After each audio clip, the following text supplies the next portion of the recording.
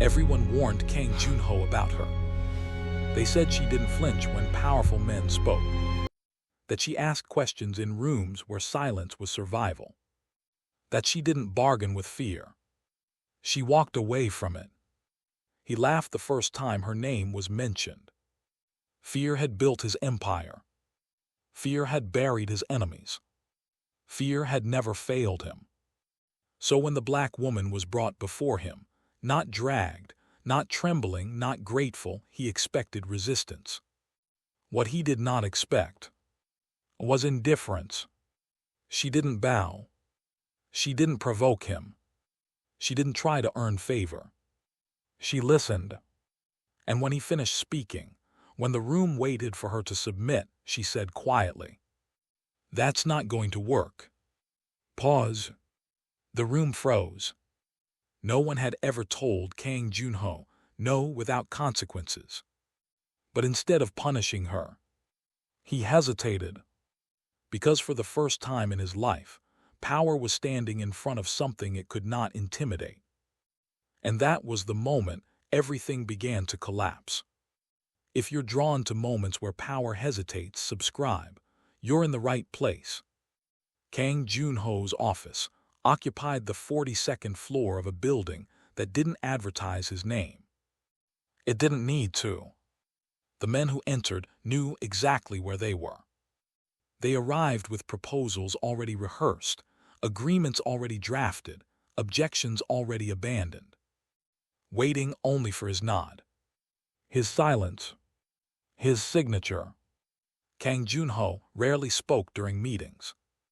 He sat behind a desk of black walnut, fingers steepled, eyes tracking movement like a predator calculating distance and weakness. When he did speak, it was never a question. It was a verdict. His empire wasn't built on charisma, not on innovation, not even on violence, though violence was available when needed. It was built on certainty, on the absolute belief that his word was final. Orders were not debated. Silence was loyalty. Hesitation was betrayal. No one challenged him, not competitors, not politicians, not men with decades more experience, because no one survived challenging him. There were stories. A banker who delayed payment, his accounts frozen, his reputation destroyed, his career ended within a month. A journalist who asked pointed questions, never published again, sources dried up, credibility evaporated. A business partner who suggested renegotiation, disappeared from professional circles entirely, name mentioned only in past tense. Kang Junho didn't make threats. He didn't need to. The threat lived in the room before he entered, in the way men straightened when his name was mentioned, in the speed with which documents were signed, in the silence that followed his statements. But power, when unchallenged for too long, stops distinguishing between control and truth. Kang Junho had long ago stopped questioning whether his certainty was justified. It simply was, until it wasn't. But what happens when a man who has never been refused meets someone who has never been owned? The first time her name surfaced, it arrived wrapped in hesitation. A negotiation had stalled. A public infrastructure contract worth hundreds of millions. Legitimate on paper. Complicated beneath it. The situation required something Kang Junho rarely provided: external credibility, visible stakeholders, regulatory oversight, media attention. Violence would only confirm guilt. Intimidation would trigger investigations. He needed someone the outside world would trust. His advisors presented options: former government officials, corporate consultants with pristine reputations, legal intermediaries who specialized in making complicated arrangements appear simple. Then someone said her name. The room changed temperature. Not obviously, just carefully. "She's effective," the advisor said, choosing each word, But she doesn't bend. Kang Junho leaned back in his chair. Everyone bends. The advisor didn't argue. But he also didn't agree. That small silence said more than a rebuttal could have. It unsettled Kang Junho more than an insult would have. Because the hesitation in the room wasn't fear of her. It was fear of what came after her. "Tell me," he said. Her background arrived like a warning label. Corporate ethics consultant. Former compliance officer for multinational firms. Known for walking away from lucrative contracts when standards were violated. Had publicly declined 3 offers from billionaires. Never explained why. Just withdrew. No scandals in her past. No debts. No pressure points. No leverage. Kang Junho frowned. "She's idealistic." "No," the advisor said quietly, "she's precise." That distinction mattered. Idealists could be discredited, their principles framed as naivety. Precision couldn't be dismissed. It could only be disproven. Kang Junho approved her involvement anyway. Convinced that once she understood who he was, once she felt the weight of his organization, she would adjust her standards to match reality. Everyone did. Eventually. But what if someone had already chosen which reality mattered more? The situation was delicate in ways Kang Junho found irritating. A public infrastructure project. Government contracts. Parliamentary oversight. Media coverage. His organization had secured the primary contract through connections that couldn't be publicly acknowledged. Payments routed through subsidiaries. Influence applied through intermediaries. Nothing illegal. Just opaque. Competitors were asking questions. Journalists were investigating. Auditors were requesting documentation. One misstep would trigger inquiries that reached into territories he couldn't afford exposed. He needed someone clean. Someone whose reputation would deflect suspicion simply by association. Someone who could stand in front of cameras, answer questions from parliamentary committees, and never flinch. She fit the profile perfectly. Except for one detail his team discovered during due diligence. Her firm included a clause in every engagement contract that other consultants didn't use. Consultant reserves the right to terminate engagement immediately without penalty if ethical standards cannot be maintained. Most clients signed without reading it carefully. Assumed it was standard legal protection. Kang Junho's lawyers flagged it immediately. This gives her unilateral termination rights. No arbitration, no negotiation.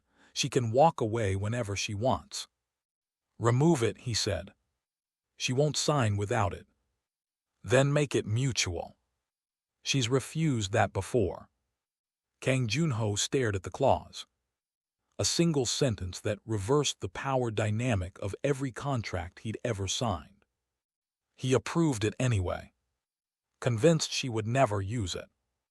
Convinced that once embedded in his organization, once compensated generously, once aware of consequences, she would find reasons to stay. Everyone did. But some people don't negotiate with leverage. They eliminate it entirely before it can be applied. She entered his building on a Tuesday morning. No entourage. No assistant. Just a leather portfolio and an expression that suggested she'd already decided how long this would take. Security didn't stop her. Receptionists didn't make her wait. She moved through his domain with the efficiency of someone who knew exactly how much space she occupied in the world and didn't apologize for it. When she entered Kang Junho's office, he didn't stand. He gestured to the chair across from his desk. "A test." She sat without hesitation. Not quickly, as if eager to please. Not slowly, as if making a statement. Just deliberately. Her posture was relaxed, spine straight but shoulders loose, hands resting on her portfolio, gaze level. Not careless, not defiant, just unowned. Kang Junho studied her, looking for the tell that always appeared. The glance away that signaled deference. The nervous adjustment that revealed uncertainty. The smile that indicated a willingness to accommodate. None came.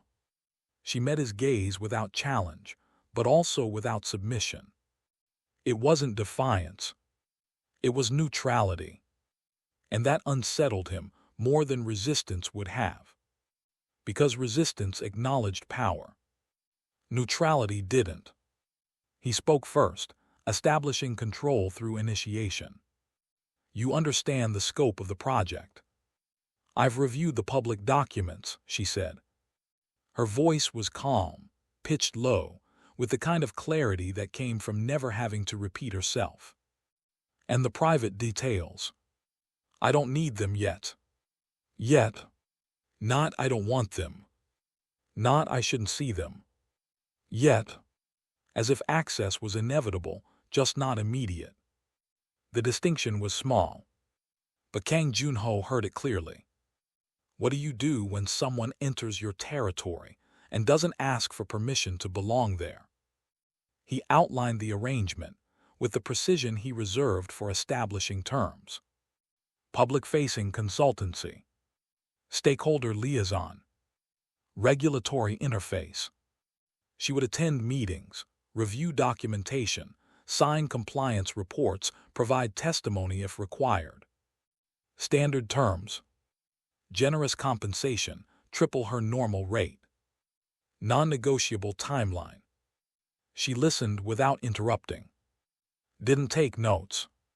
Didn't nod. Just absorbed. When he finished, she opened her portfolio. Pulled out a single sheet of paper. Slid it across the desk. These are the conditions under which I'll accept. Kang Junho didn't touch the paper. I just outlined the conditions. You outlined your expectations, she said. These are mine. He glanced down. Read quickly. Full access to financial records related to the project. Independent verification of all compliance claims. Authority to halt proceedings if material discrepancies emerge. Public attribution of all work performed. Right to withdraw immediately if standards are compromised. He looked up. These terms are unacceptable. Then we're finished, she said. She didn't move to leave. Didn't close her portfolio. Didn't shift in her chair. Just waited. Kang Junho leaned forward, applying the pressure that had always worked before. You don't dictate terms in my office. I'm not dictating, she said. I'm clarifying you need credibility. Credibility requires independence. Independence requires these terms. Or I find someone else. You could. Pause. But you won't. The air in the room seemed to compress. And why not? Because everyone else you approached before me has already said yes, and you still called me. Silence. Cold. Precise. Undeniable. Kang Junho's jaw tightened almost imperceptibly. But he didn't dismiss her. Didn't stand. Didn't terminate the conversation. Because she was right. And they both knew it. What happens when someone refuses to pretend they don't see your desperation? Word of the meeting spread before she left the building. Not through gossip. Through observation. She had entered alone. She left alone. Unhurried. Expression unchanged. Men in the lobby watched her pass, trying to read her face for clues about what had happened on the 42nd floor. Found nothing. In Kang Junho's office, his senior advisors waited. They had given him 30 minutes. Standard protocol after first meetings. Well, the eldest asked.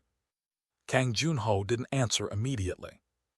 He was still looking at the sheet of paper she'd left behind. Her terms. Typed. Professional. Immovable. She's arrogant, he finally said. One advisor hesitated, then spoke carefully. Or she knows what she's worth. Kang Junho's eyes cut toward him. The advisor lowered his gaze. But the observation remained in the room. Because they had all seen defiance punished before. Watched men lose everything for questioning Kang Junho's authority. Witnessed careers end for far less than what she had just done. Yet he had let her walk out. Unharmed. Undiminished. Unpunished. That absence of consequence was itself a consequence. It introduced doubt into a system built on certainty. Men began recalculating. Not overtly. Not consciously. But the foundation had shifted slightly. And everyone felt it.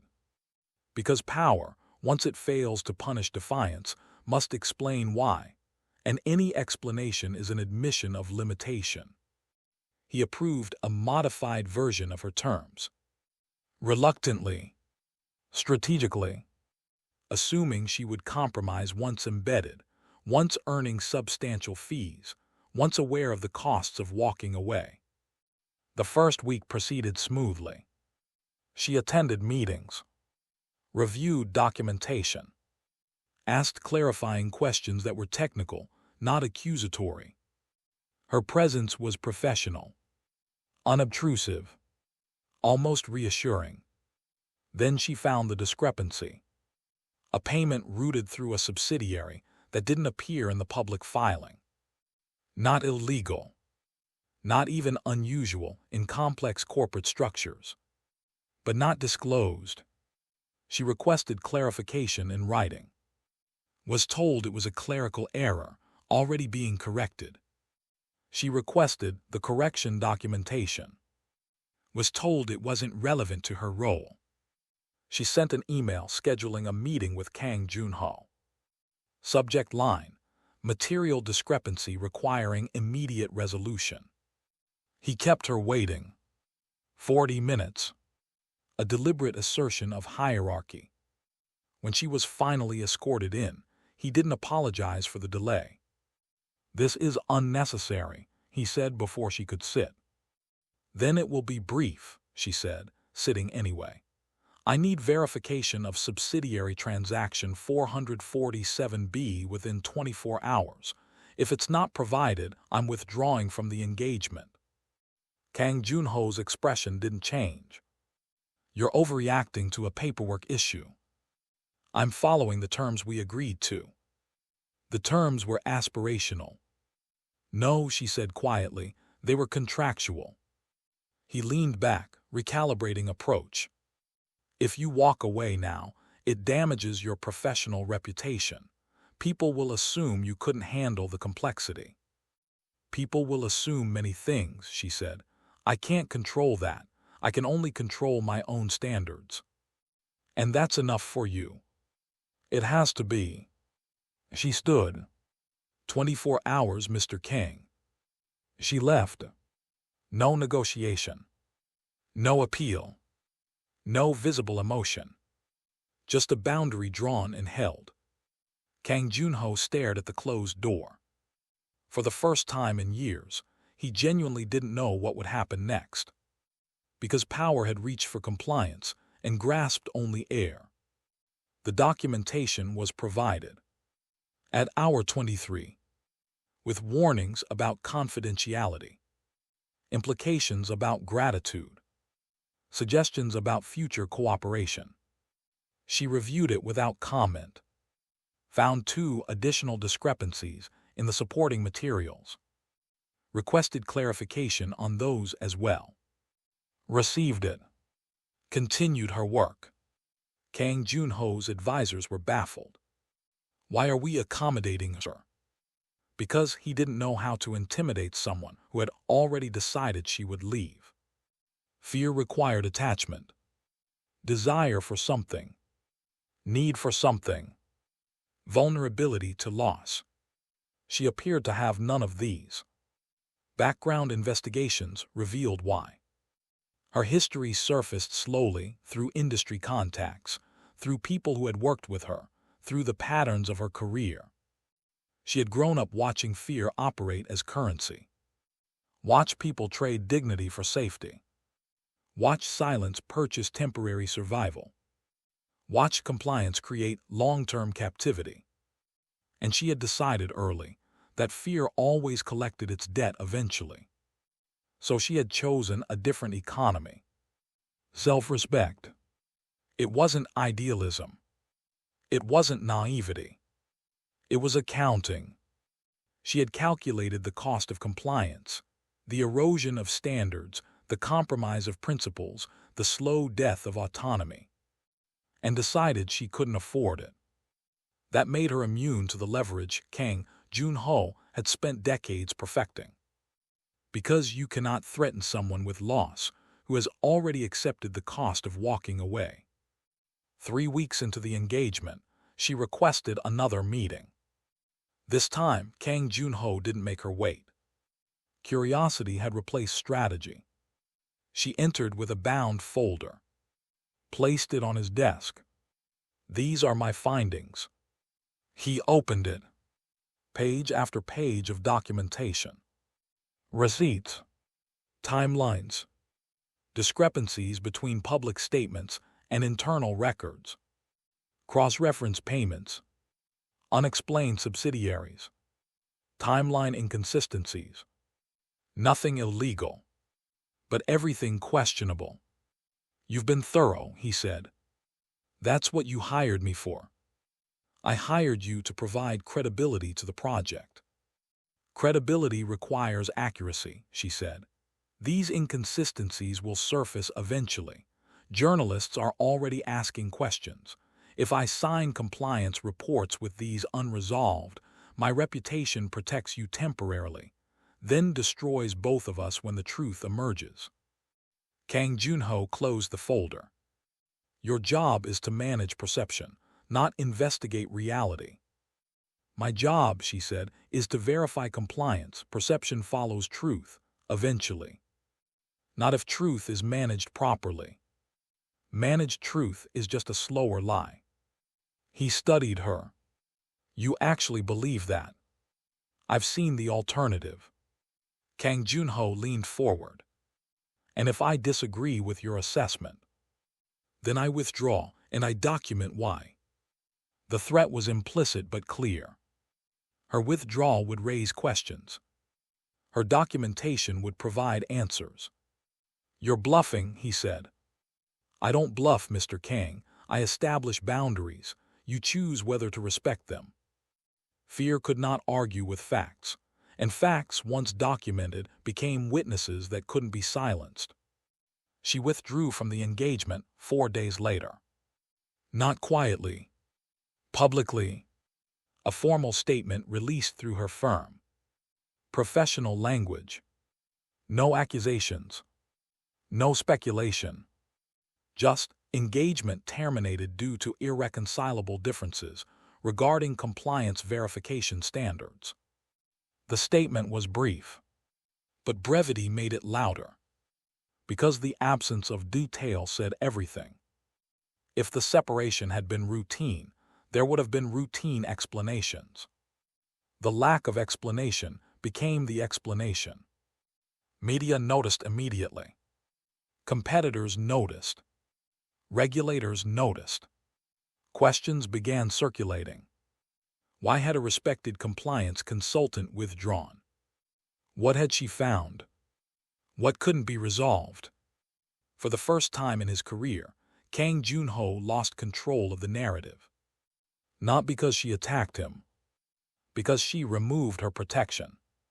His advisors convened emergency meetings.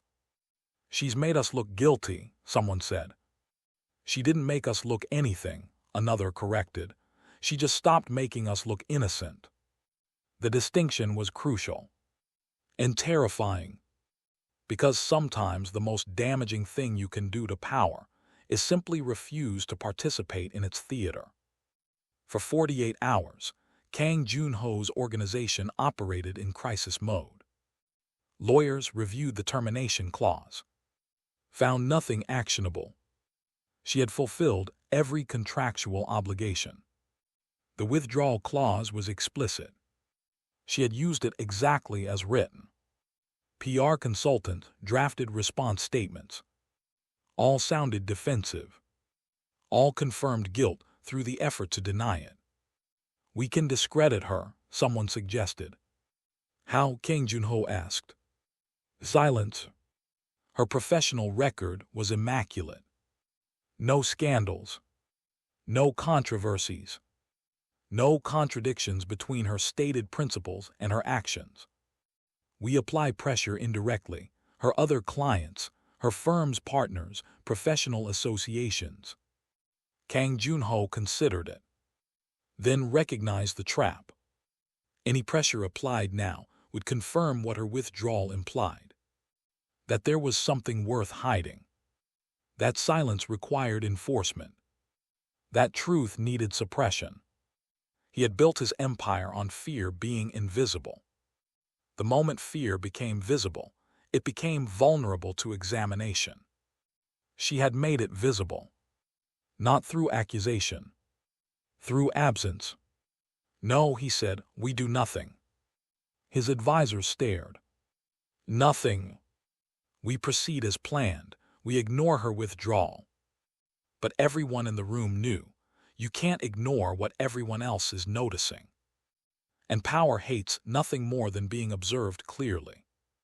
Despite Kang Joon-ho's decision, others acted. Men who believed loyalty meant initiative. Associates who thought they understood what he wanted without asking. Phone calls were made. Subtle warnings delivered to her firm's other clients. Quiet suggestions that association with her might complicate future opportunities. Unrelated contracts mysteriously delayed. Permits stalled. Meetings canceled. She documented everything. Names. Dates. Specific threats. Recorded phone calls where legal. Saved emails. Cataloged coincidences that formed patterns. Then did nothing with the information. Just filed it. Organized it. Kept it ready. The men assumed she was afraid. That documentation meant preparation for negotiation. They waited for her to reach out. To seek mediation. To find a compromise. She didn't. 2 weeks passed. The pressure intensified. A major client of her firm, a corporation with ties to Kang Joon-ho's network, expressed concerns about her continued involvement in their projects. Her firm's partners called an emergency meeting. Suggested she take a leave of absence. Let the situation settle. Avoid further complications. She declined. Why, they asked. Because settling rewards the tactic. It teaches them that pressure works. "This is business," one partner said. "Sometimes you have to be practical." "I am being practical," she said. "I'm practicing having standards that don't disappear under pressure." The meeting ended poorly. But what they didn't understand, she had stopped negotiating with fear the day she learned fear always demands more.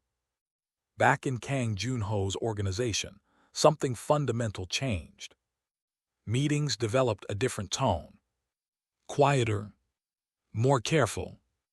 Men who had always agreed quickly now paused before responding. Not with defiance. With assessment. They watched Kang Joon-ho more closely. Measured his reactions. Noted when he hesitated. They had seen him win conflicts before. Through force. Through leverage. Through the application of consequences so severe that resistance collapsed.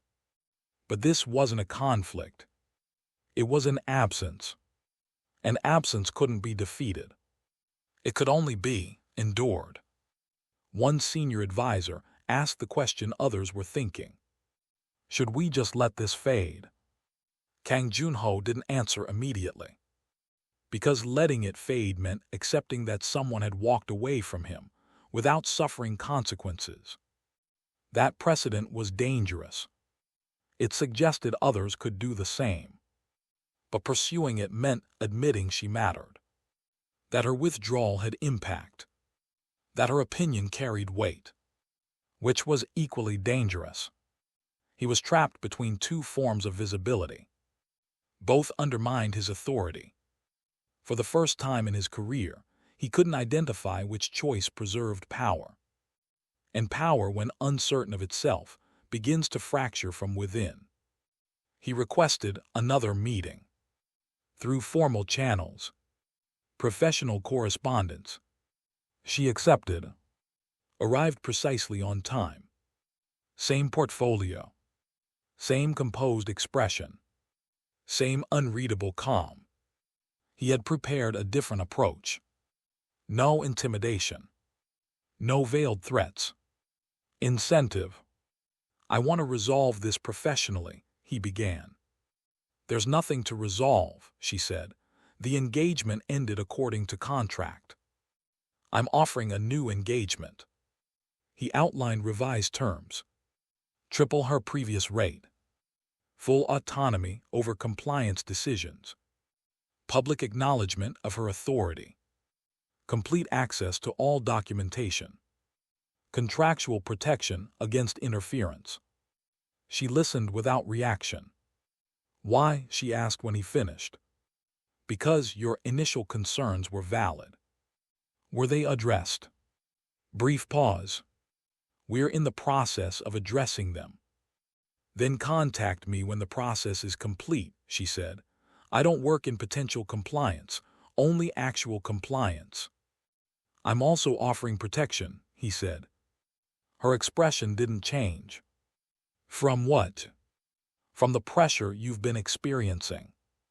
So he knew. She had assumed he did. I don't need protection from consequences I wouldn't face if I hadn't worked with you, she said. That's not safety, Mr. Kang. That's hostage negotiation. His jaw tightened. You're being unreasonable. I'm being consistent. Consistency has costs. Yes, she said quietly, it does, but inconsistency costs more. She stood. When you've actually corrected the record with documentation I can verify independently, send me the materials. I'll review them. If they're accurate, I'll acknowledge that publicly. That's the only offer I have. For the first time in his life, someone had refused Kang Junho's protection because they understood its real price was compliance. Before she reached the door, she paused. Turned back. Can I ask you something? Kang Junho nodded once. If fear is your foundation, she said, what happens when people stop being afraid? She didn't wait for an answer. Just left. The question remained. Hung in the air like smoke. Followed him through the rest of the day. Through meetings where men agreed too quickly. Through negotiations where no one raised objections.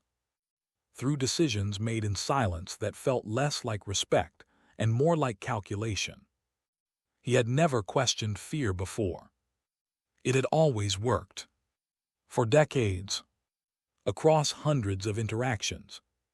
Fear had been the most reliable tool in his arsenal. But her question exposed something he had never considered. Fear worked until it didn't.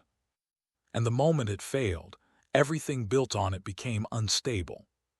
He returned to his office that night. City lights spread below. Territory he controlled. Or thought he did.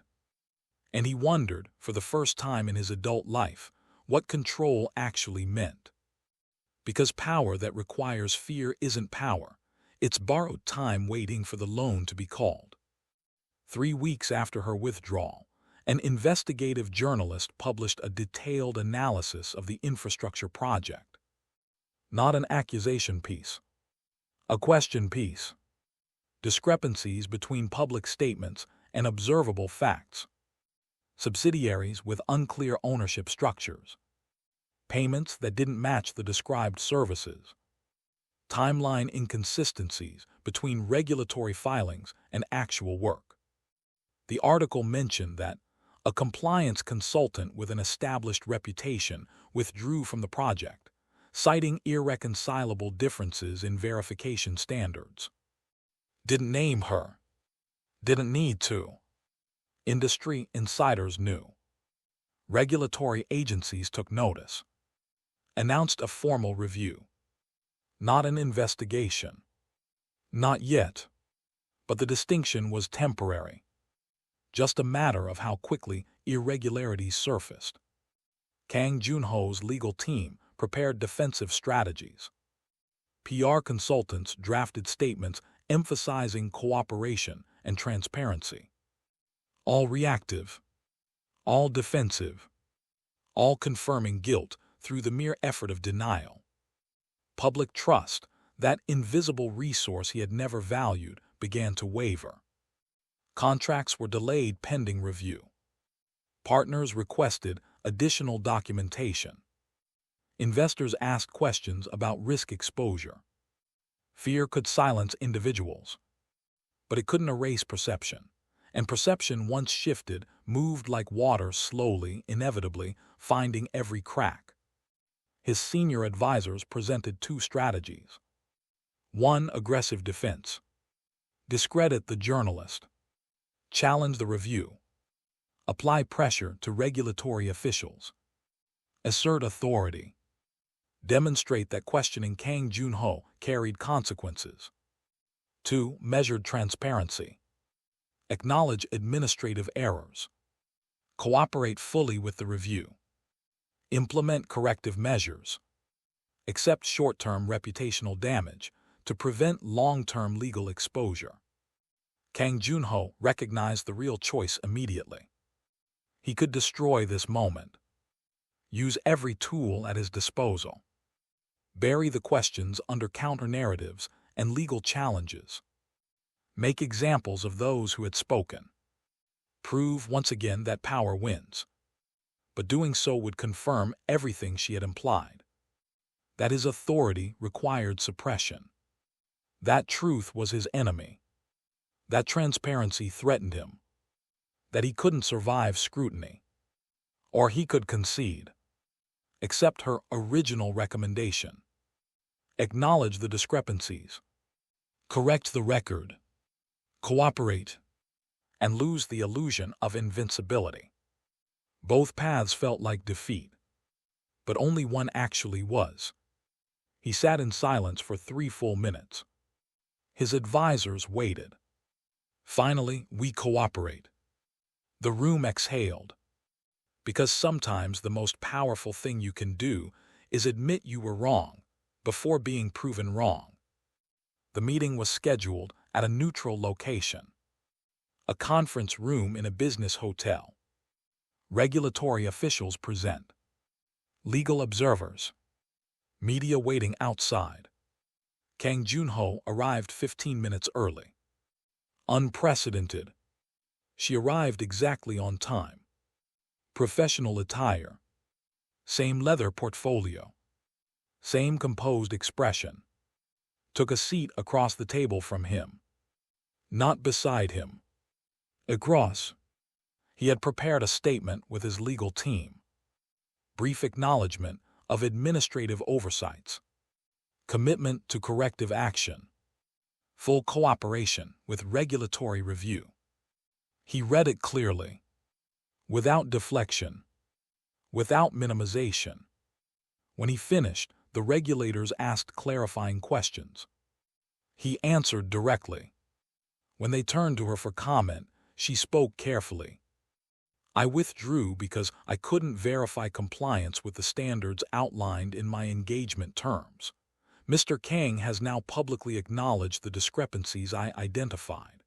If the corrective actions he's outlined are implemented and independently verified, the substantive issues can be resolved. Not an endorsement. Not an exoneration.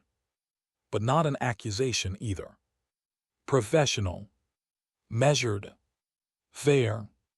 The meeting concluded with agreements to provide documentation within specified timeframes. As people gathered materials and prepared to leave, Kang Junho spoke quietly. "Thank you." She looked at him. "For your discretion." "I wasn't discreet," she said. "I was accurate." "The distinction matters to you." "Yes." Brief pause. "Why?" "Because accuracy survives examination," she said. "Everything else eventually collapses under scrutiny." She left without further comment. In front of witnesses, regulators, lawyers, observers, Kang Junho had reversed his position, accepted her assessment, acknowledged her authority on the matter, conceded. Power had bent. No applause followed. No celebration. No dramatic reactions. Just recalibration. People processed what they had witnessed. Kang Junho, who had never publicly admitted error, who had never conceded authority, who had built an empire on certainty, had bent. Not in private. Publicly. Not to force. To logic. Not to someone more powerful. To someone more precise. The implications rippled through his organization like cracks in ice. Meetings in the following days carried a different weight. Less certainty. More questions. Men who had never questioned his decisions began asking for clarification. Not challenges. Just questions. The silence that had once signified loyalty now signified calculation. Everyone was reassessing. Not whether to leave, but what his concession revealed about the nature of his power. Was it absolute?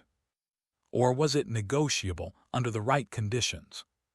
Fear still existed. His capacity for consequences hadn't diminished. But fear no longer ruled alone. It now shared space with observation, with assessment, with the knowledge that power once bent could be bent again. And an organization built on absolute authority cannot survive in a state of partial authority. The regulatory review proceeded methodically. Corrective actions were implemented. Documentation provided. Independent auditors verified compliance.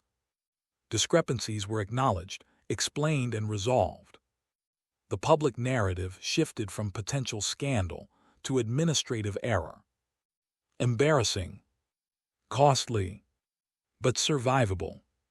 Kang Junho's organization continued. Altered, more careful about documentation, more aware of external perception, more cautious about the gap between public statements and private reality, less reckless, more watched, more accountable. He had survived. But survival wasn't victory. The distinction was clear to everyone who understood what had actually happened. He remained powerful, wealthy, connected, feared, but no longer certain. And in a system built on certainty, uncertainty was a fatal wound that killed slowly. Because winning isn't keeping power. It's understanding what power costs to maintain and whether you can afford it. She never returned to work with his organization. Never sought credit for the outcome. Never leveraged the situation for professional advancement. Never gave interviews about what had happened. She simply continued her work. Other clients, other projects, same standards, same boundaries, same willingness to walk away. Her professional reputation, if anything, strengthened. Organizations that valued genuine compliance sought her out specifically because she had withdrawn when standards couldn't be maintained. Her withdrawal had become a credential. She left with no title from Kang Junho's world. No protection. No ongoing obligation. No need to maintain any relationship with his organization. Only autonomy. Complete. Uncompromised. Earned. And autonomy, once fully claimed, cannot be revoked by someone else. It can only be surrendered. Kang Junho remained powerful. His empire continued.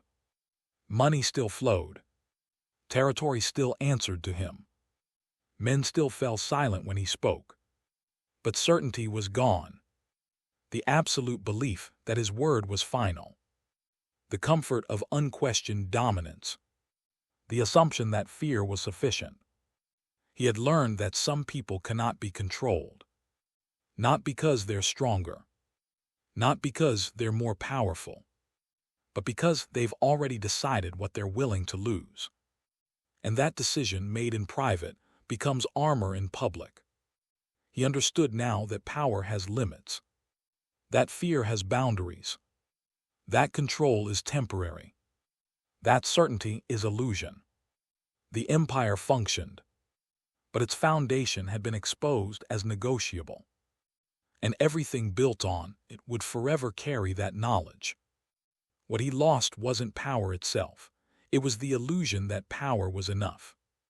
His organization adapted, evolved, became more sophisticated in its operations, more careful about perception management, more aware of regulatory boundaries, less reliant on fear alone, more dependent on actual competence, more conscious of reputation, more strategic about risk. Men still followed him, but they followed differently, with one eye on alternatives, with awareness that loyalty was a choice, not a mandate, with the knowledge that someone had walked away and survived. Power still functioned within his organization. Decisions were still made. Hierarchy still existed. Authority still mattered. But it all operated with the memory of being challenged. And that memory changed everything. Changed how decisions were explained. Changed how objections were considered. Changed how certainty was expressed. Because power unchallenged becomes tyranny. Power challenged becomes accountable. And accountability, however resisted, ultimately strengthens what survives it. She disappeared from his world completely. No further contact. No shared professional circles. No overlapping projects. No mutual connections. Yet her presence lingered. In the hesitation before asserting something without verification. In the questions asked that wouldn't have been asked before. In the restraint applied where previously there was none. In the awareness that walking away was possible. She had changed his organization without occupying any space in it. By refusing to be controlled, she had demonstrated that control had limits. By refusing to be intimidated, she had revealed that intimidation required cooperation. By refusing to compromise her standards, she had proven that standards could be maintained. And limits once visible cannot be unseen. Cooperation once withdrawn cannot be compelled. Standards once demonstrated cannot be dismissed as impossible. Her absence was more powerful than most people's presence.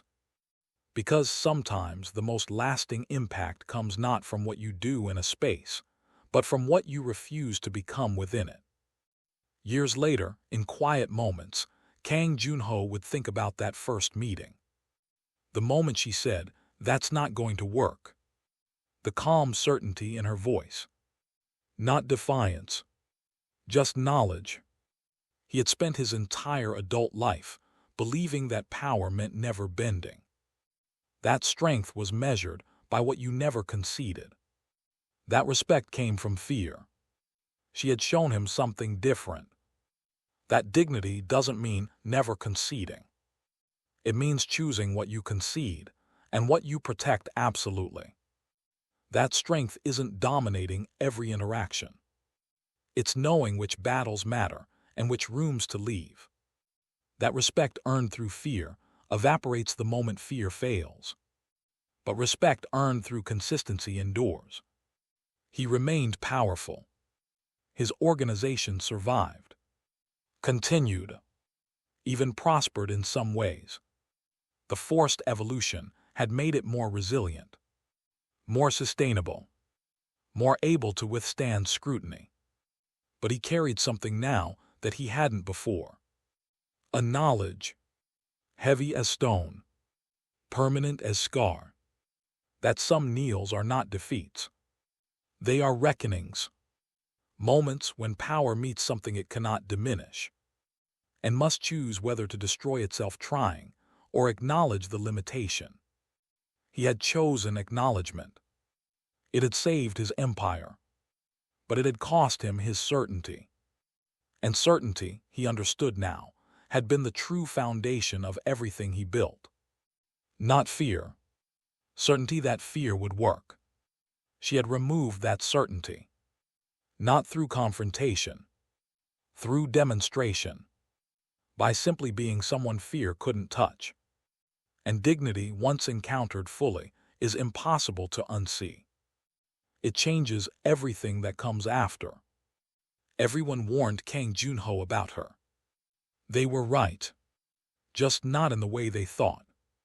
She didn't destroy him, didn't defeat him, didn't even oppose him, really. She simply refused to be afraid of him. And that refusal, quiet, consistent, absolute, accomplished what confrontation never could. It made power visible. And once visible, power must justify itself, must explain itself, must eventually limit itself. The question isn't whether she won. The question is, what does winning mean when the victory isn't over someone but over something? Over a system, over an assumption, over the belief that fear is sufficient. She walked away with nothing but what she brought. Her standards, her boundaries, her autonomy. He remained with everything he had built. His empire, his wealth, his power. Both changed, both survived, both learned something they couldn't unlearn. That dignity and power can coexist, but only when power acknowledges that dignity cannot be negotiated. That strength isn't forcing compliance. It's earning respect. That the most dangerous person to any system built on fear is someone who simply isn't afraid. And perhaps that's the only victory that actually matters. Not conquest, but clarity.